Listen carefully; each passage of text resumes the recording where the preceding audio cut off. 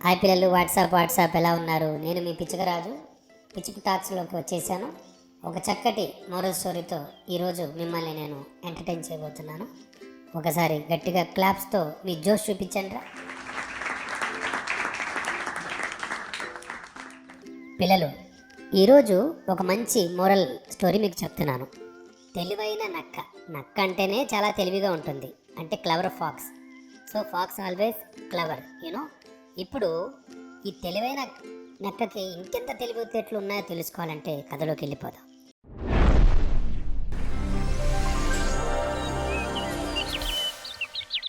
అదిగో ఒక దట్టమైన అడవి. ఆ అడవిలో తెలివైన నక్క పేరు నక్కి. చాలా నాటిగా ఉంది కదూ. నక్కి ఎంత పెద్ద సమస్య వచ్చినా అది ఎప్పుడు భయపడకుండా తెలివిగా తనే పరిష్కరించుకుంటూ ఉంటుంది. ఒకరోజు నక్కి అడవిలో వెళుతుంటే ఒక పెద్ద వేటగాడి వలలో చిక్కుకుంది. నక్కి ఎంత ప్రయత్నం చేసినా బయటకు రాలేకపోయింది. అది చాలా భయపడిపోయింది. కానీ వెంటనే ఏదో ఒక ఆలోచన మొదలుపెట్టింది. ఆ పక్కనే ఒక పెద్ద పులి నిద్రపోతోంది. ఆ పులి పేరు షేరు. షేరు అంటే తెలుసు కదా, పులి. నక్కి వెంటనే ఒక ఉపాయం ఆలోచించింది. ఉన్నట్టు ఉండి గట్టిగా నక్కి అరిచింది, అయ్యో అయ్యో, ఈ వేటగాడు చాలా ప్రమాదకరం. ఈ వలలో నన్ను బంధించాడు. కానీ వేటగాడు చెప్పాడు, ఈ వల కేవలం నాలాంటి చిన్న జంతువుల కోసమే అని. తన అసలైన లక్ష్యం అదిగో ఆ సింహం, షేరు లాంటి పెద్ద పులులని. షేరు పులి నిద్రలేచి కోపంగా చూసింది. అటు ఇటు చూసి, ఏంటి, నాకంటే చిన్న వలలా? అబద్ధం చెప్పకు నక్కి అంది. నక్కి వెంటనే, అయ్యో షేరు, నీకు తెలీదా?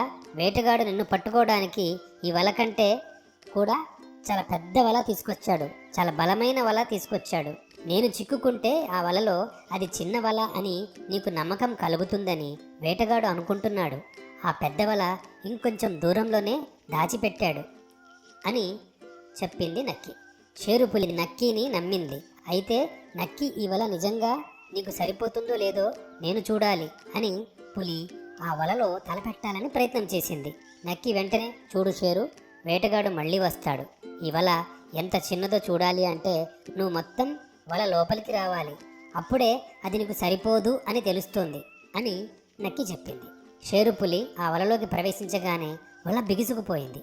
పులి ఆ వలలో చాలా ఈజీగా చిక్కుకుంది. నక్కి వెంటనే ఆ వల దగ్గర నుండి మెల్లగా జారుకుంది. ఎందుకంటే అది కట్టిన తాడుని పులి బలం వల్ల తెంచుకుంది.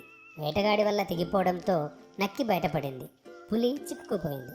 నక్కి తన తెలివితేటలతో ప్రమాదం నుండి బయటపడింది. విన్నారు కదా పిల్లలు, ఈ కథలో మీకేం తెలుస్తుంది?